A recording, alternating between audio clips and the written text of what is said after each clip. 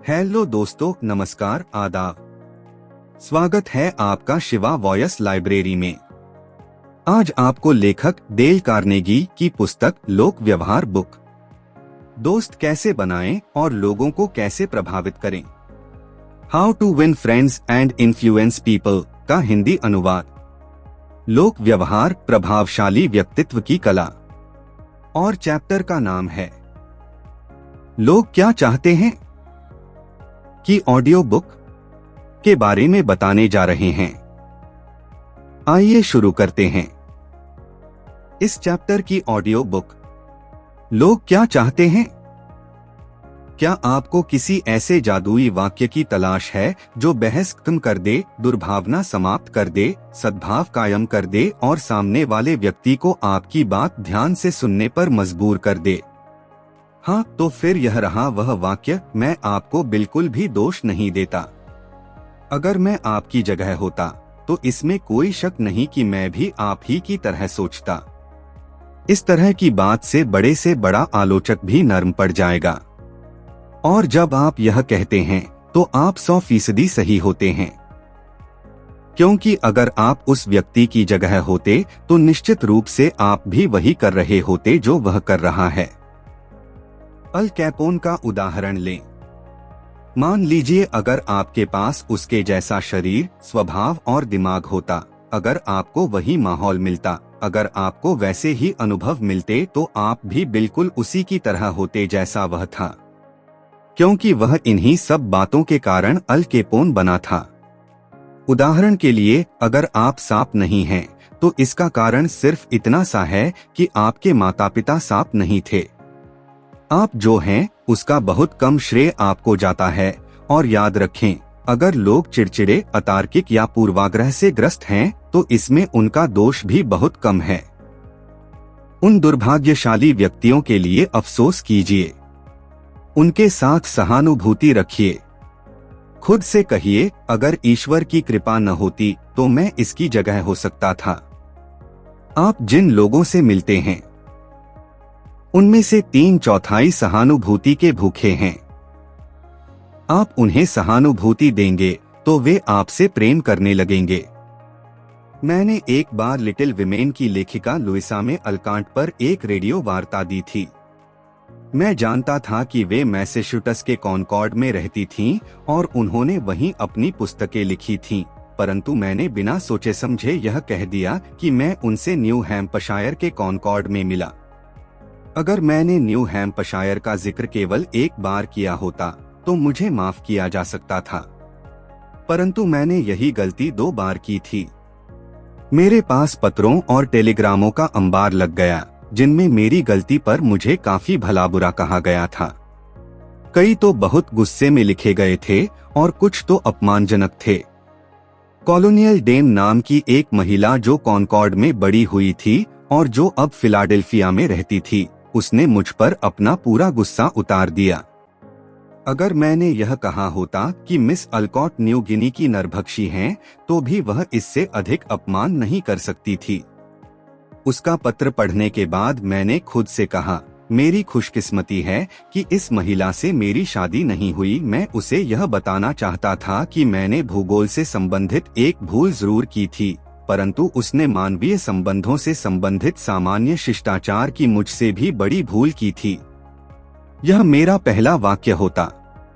फिर मैं अपनी बाहें चढ़ाकर उसे बताना चाहता था कि उसके बारे में मेरे क्या विचार थे, परंतु मैंने ऐसा नहीं किया। मैंने खुद पर काबू रखा। मैंने महसूस किया कि कोई भी मूर्ख ऐसा कर सकता था और ज्यादातर मूर्ख यही करते। मैं मूर्खों की श्रेणी से ऊपर उठना चाहता था, इसलिए मैंने उसकी दुश्मनी को दोस्ती में बदलने की कोशिश करने का निश्चय किया। यह एक चुनौती थी, एक तरह का खेल जो मैं खेल रहा था। मैंने खुद से कहा, अगर मैं उसकी जगह पर होता तो शायद मैंने भी इसी तरह का पत्र लिखा होता।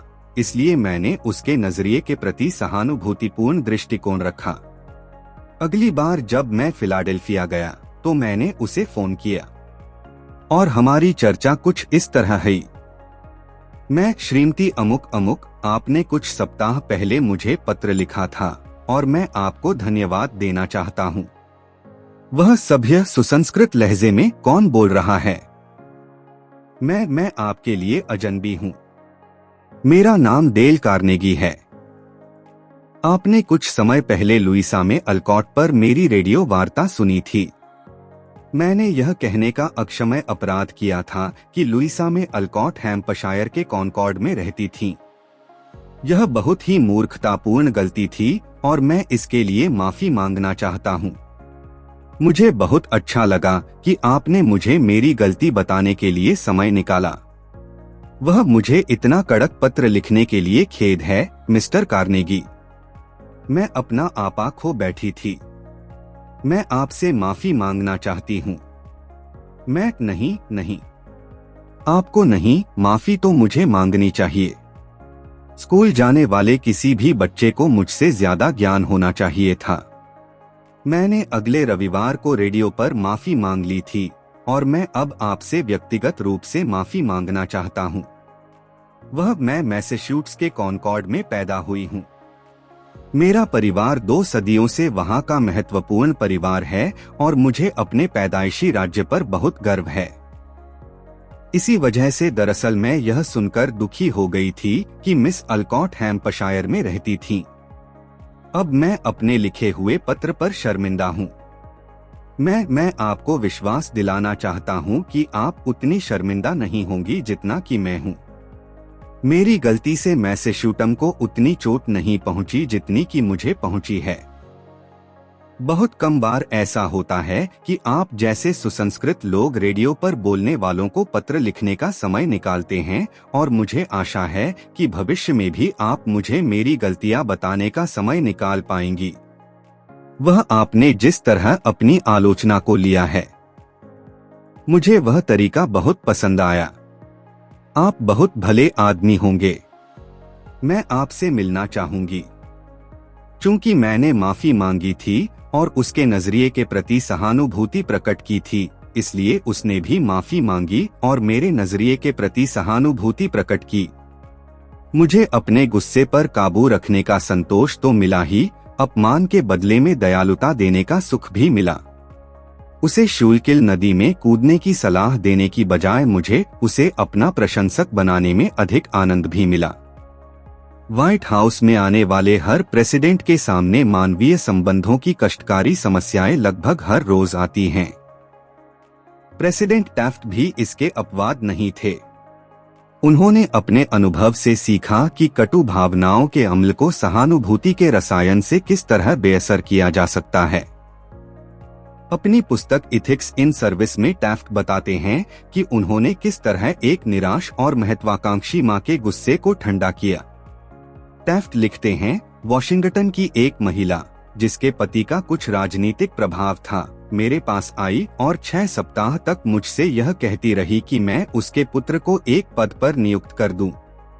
उसने काफी बड़ी संख्या में सीनेटर्स और संसद सदस्यों की सहायता भी ली और उनके साथ आकर यह सुनिश्चित कर लिया कि वे भी पूरी शक्ति से उसके समर्थन में बोलें।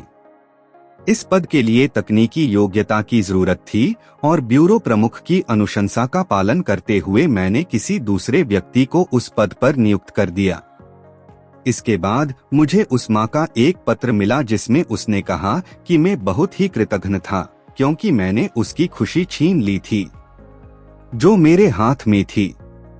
उसने यह भी शिकायत की कि उसने अपने स्टेट डेलीगेशन के साथ मेहनत करके एक प्रशासनिक विधेयक के लिए वे सारे वोट भी जुटा लिए थे जिसमें मेरी विशेष रुचि थी और इसके बदले में मैंने उसे यह पुरस्कार दिया था।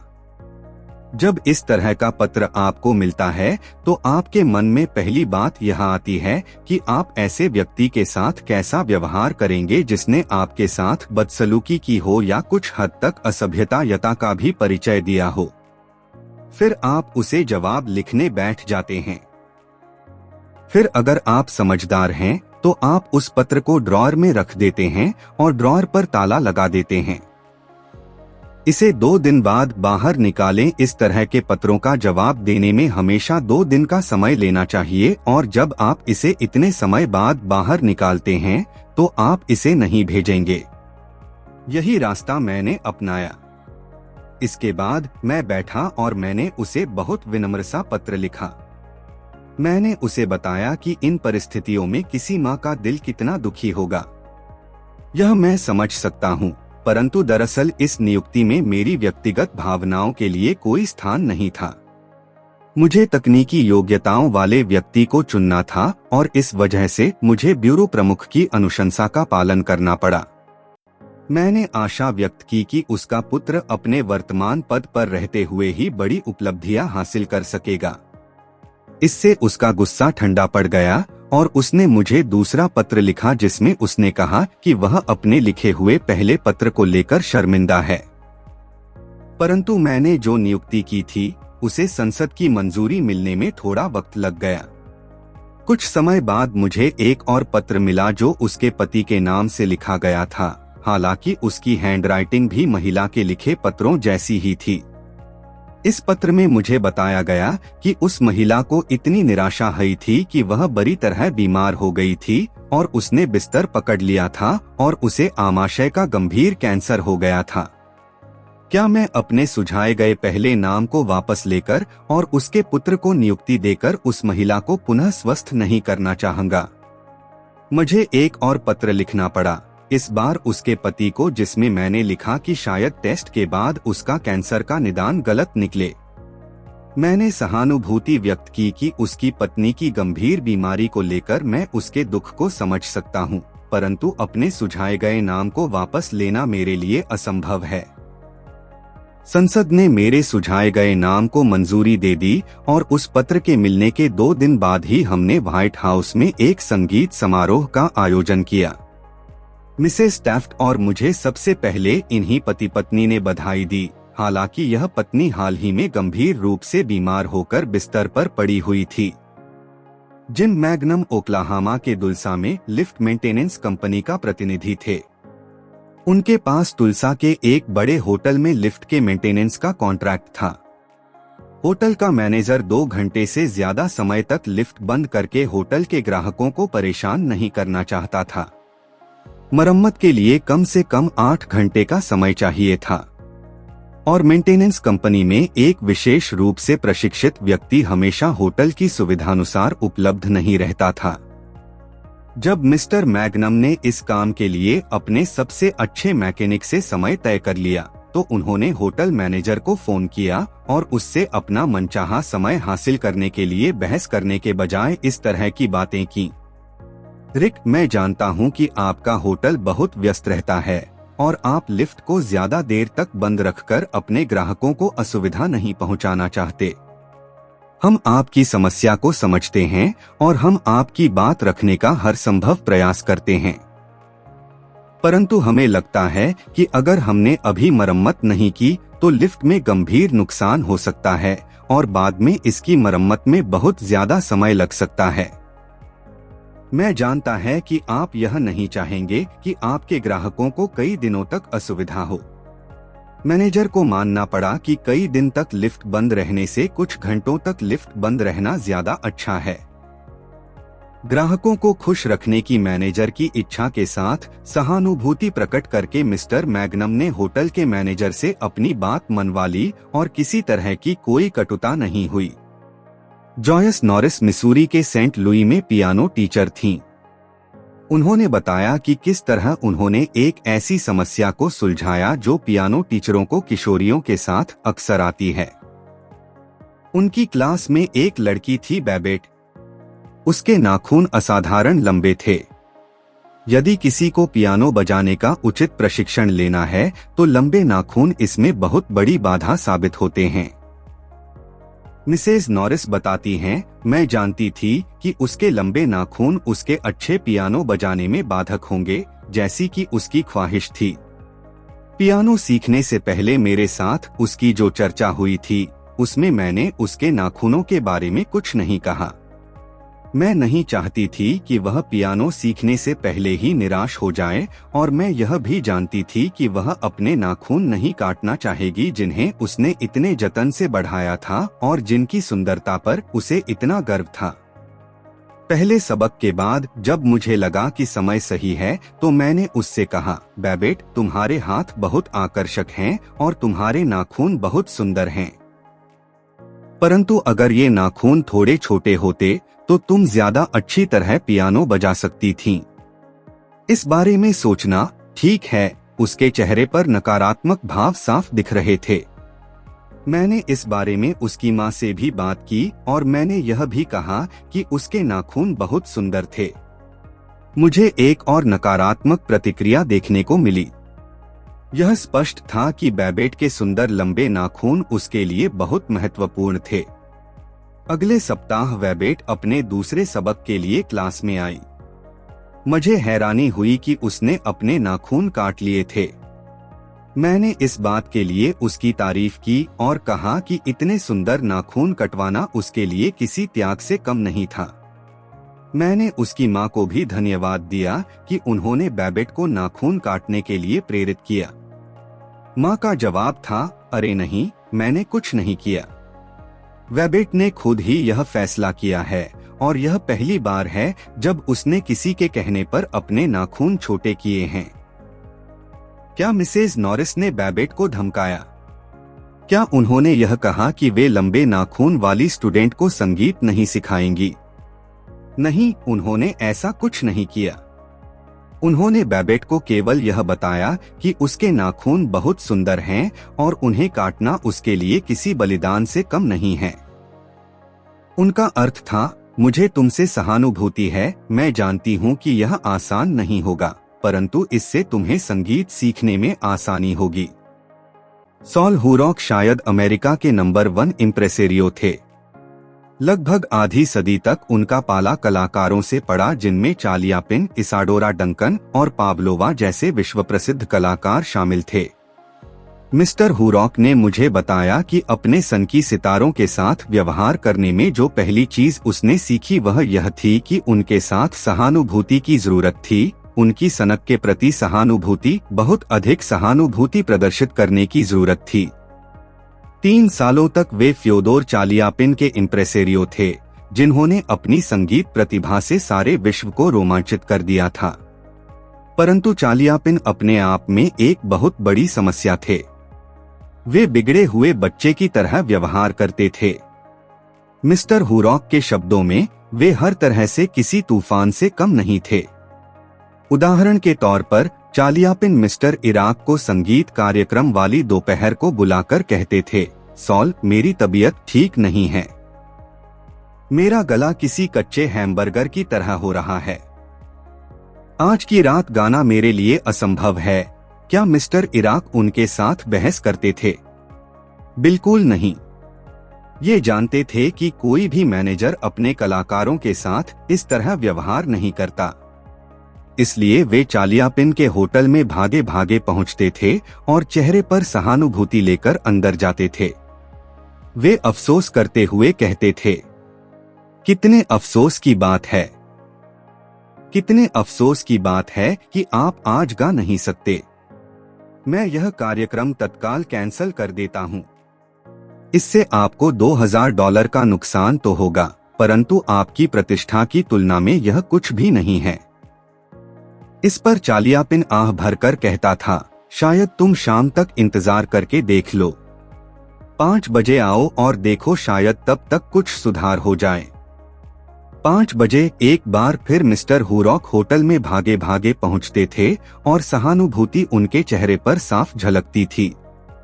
एक बार फिर वे कार्यक्रम कैंसिल करने पर जोर देते थे और एक बार फिर चालियापिन आह भरकर कहता था, शायद तुम थोड़ी देर बाद आकर मेरा हाल देखो, शायद तब तक मेरी हालत सुधर जाए।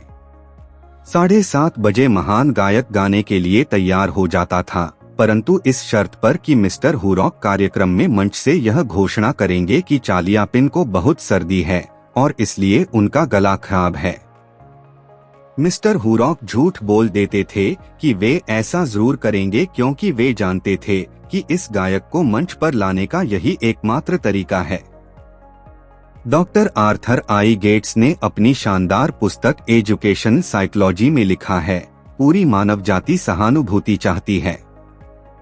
बच्चा अपनी चोट दिखाता है और कई बार तो जानबूझकर चोट लगा भी लेता है ताकि उसे सहानुभूति मिल सके।